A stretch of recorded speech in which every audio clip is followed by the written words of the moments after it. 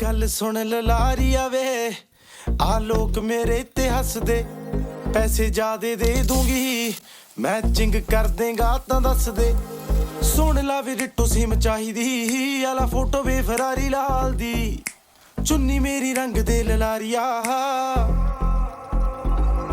ਵੇ ਚੁੰਨੀ ਮੇਰੀ ਰੰਗ ਦੇ ਲਲਾਰੀਆ ਮੇਰੇ ਯਾਰ ਦੀ ਗੱਡੀ ਦੇ ਨਾਲ ਦੀ ਚੁੰਨੀ ਮੇਰੀ ਰੰਗ ਦੇ ਲਲਾਰੀਆ ਵੇ ਮੇਰੇ ਯਾਰ ਦੀ ਗੱਡੀ ਦੇ ਨਾਲ ਦੀ